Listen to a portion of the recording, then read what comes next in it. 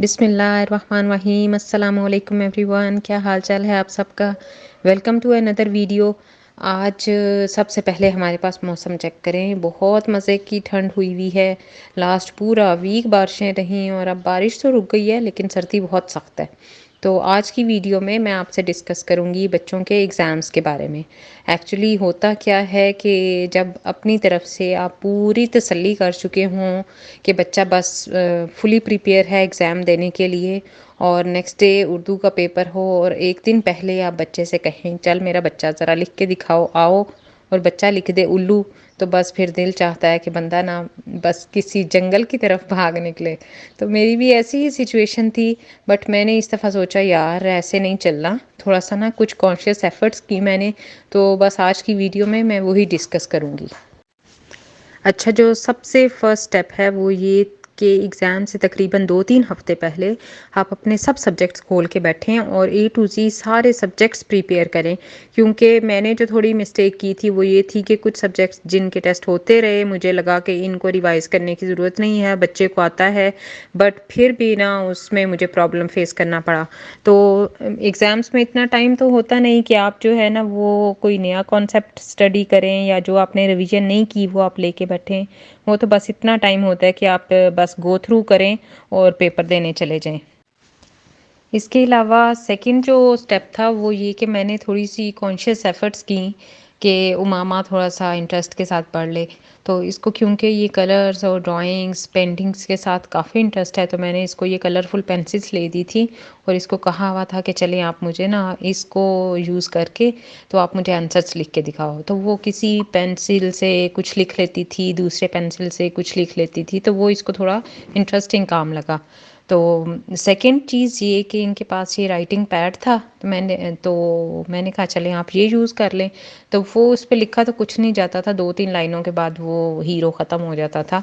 लेकिन चलें वो थोड़ा इंटरेस्ट के साथ कर रही थी, मैंने कहा चलो इसी को ही कंटिन्यू करो। और फिर उसके बाद इसने मुझसे परमिशन ली कि मैं खड़े होके लिख लूँ, क्योंकि बच्चों से बैठा तो जाता नहीं, टाँगों में गुदगुदी होती रहती है। तो मैंने कहा अगर आप लिख सकती हो तो चलो लिख लो। ये देखें फिर हमने खड़े होके काम किया। शुक्र है इसने लेटने का नहीं पूछा, नहीं तो सोचना पड़ना था कि अब क्या करें। तो ये बस खड़े होके थोड़ा सा इसको डिफरेंट लगा। तो इस तरह भी मैंने ये थोड़ी सी एफ़र्ट की तो जो मेरी कामयाब रही। इसके अलावा ना एप्रिसिएशन बहुत बेसिक चीज़ है कि बच्चा कोई अच्छा सा काम करे, अच्छा क्या काम करे, जो थोड़ा बहुत भी करे ना, तो उसके बाद उसको स्टार दे दिया, हाई फाइव कर लिया, थोड़ा सा जोक्स क्रैक कर लिए, तो माहौल ज़रा अच्छा हो जाता है। अच्छा, और एक और बेसिक चीज़ कि फ़िज़िकल एक्टिविटी होना बहुत ज़रूरी है। जब ये बहुत एग्जॉस्ट हो जाती थी वो मामा, इसको मैं कहती थी चाहे उठें आप ज़रा खेल लें, तो घंटे डेढ़ के बाद इसको मैं ब्रेक दे देती थी 10-15 मिनट की। तो उसमें ये होता है बच्चा ज़रा फ्रेश हो जाता है, ब्लड सर्कुलेशन अच्छी हो जाती है, तो वो रेडी होता है और एब्ज़ॉर्ब करने के लिए। तो वैसे मैं इसको 15 मिनट की ब्रेक देती थी, लेकिन ये आधा-आधा घंटा गायब हो जाती थी और फिर मेरा पारा जैसे हाई होना शुरू होता था, फिर मैं खुद को कहती थी शांत राधा शांत। अच्छा, उसके बाद जो नेक्स्ट स्टेप है ना वो ब्रेक द पैटर्न जी मैंने बनाया था। इसमें मैंने क्या किया था कि जो लंबे-लंबे पैराग्राफ्स या लंबे-लंबे आंसर्स थे वो एग्ज़ॉस्ट हो जाती थी लिख-लिख के, कि मिस्टेक्स आ रही होती थी बट उसका दिल नहीं होता था। तो मैं फिर उसी पैराग्राफ्स को ब्रेक कर देती थी छोटे-छोटे सेंटेंसेस की फॉर्म में, या फिर फिल इन द ब्लैंक्स बना देती थी कि इनको सॉल्व करना उसके लिए थोड़ा इंटरेस्टिंग और ईज़ी था। तो जितनी दफ़ा जिस क्वेश्चन में सेंटेंस में मिस्टेक आती जाती थी उसी को ही मैं एक वर्कशीट बना के और बार बार उसको फिल इन द ब्लैंक की फॉर्म में या स्किपिंग वर्ड्स की फॉर्म में मैं लिख देती थी। तो ये मैंने हुरैन के लिए भी अप्लाई किया और इसके लिए भी किया, जो बहुत हेल्पफुल रहा।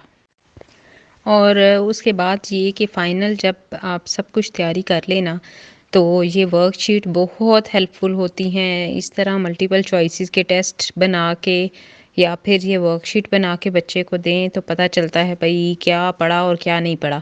तो ये लिखना तो मुश्किल होता था क्योंकि मुझे ये बनाने में काफ़ी टाइम लग जाता था, बट उसको अटेम्प्ट करने में इतना टाइम नहीं लगता था।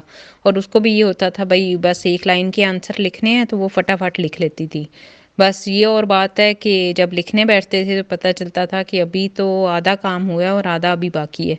लेकिन ये मैं हसान के लिए भी करती थी और ये उमामा पे भी अप्लाई किया और ये बहुत बहुत हेल्पफुल होता है। और ये जितनी मैंने टिप्स शेयर की हैं ना, इससे मैंने बहुत हद तक अपना जो है ना वो टेंशन लेवल उसको कंट्रोल रखा। 100% ना भी सही, बट 80 टू 85% ना चीज़ें अंडर कंट्रोल रहीं और बहुत सेटिस्फाइड थी मैं।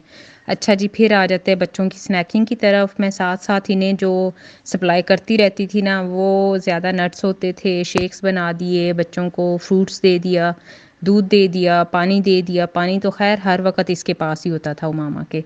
तो ये चीज़ें जो है ना, ये हेल्दी भी होती हैं, लाइट भी होती हैं, ज़्यादा हैवी नहीं रहती, क्योंकि आपको पता है पढ़ते हुए जो है ना वो खाने की ज़रूरत नहीं होती नींद आने के लिए। वो माशाल्लाह से वैसे ही पढ़ाई का अपना ही नशा काफ़ी है।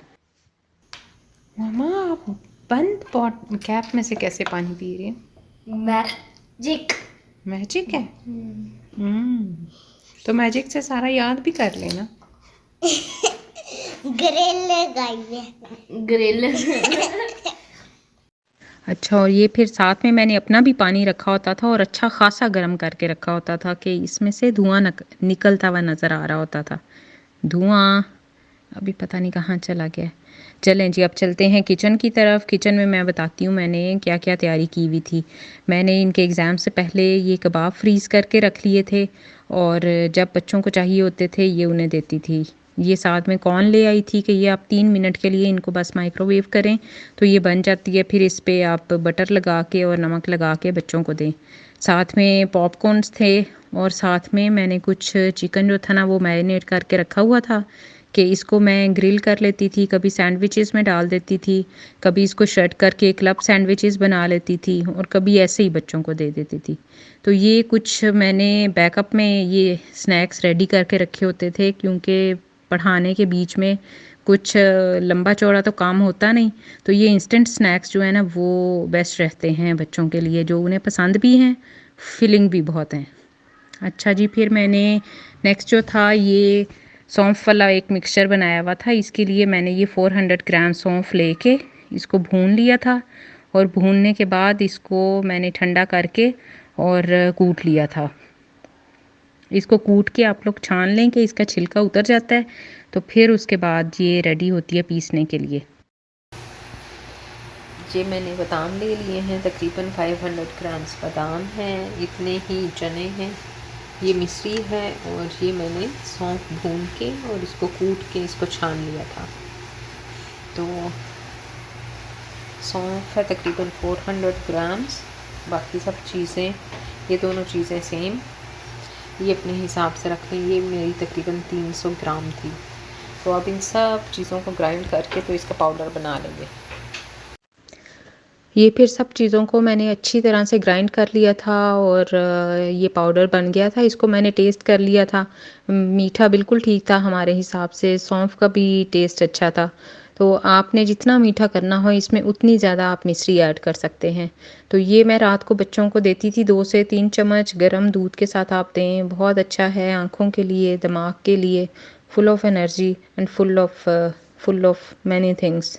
रख दिए, इसमें तकरीबन 1 kg बन जाता है, इसका वेट इतना ही है। तो ये आप बच्चों को दें शाम में दूध के साथ, बहुत हेल्दी चीज़ है। इसके बाद एंड पे बस ये कहूँगी कि हर बच्चे की approach towards the exam is different, लेकिन हर माँ की जो एफ़र्ट है ना वो सेम ही होती है, वो सेम स्ट्रगल कर रही होती है, बहुत दिलो जान से घुसी हुई होती है बच्चों के एग्ज़ाम्स में, घर को भी देख रही होती है, बाकी बच्चों को भी देख रही होती है, तो कोई कसर नहीं छोड़ती अपनी तरफ से। तो यही कहूँगी कि सब माएँ जो है ना वो चींटियाँ हैं, तो जस्ट कीप रॉकिंग।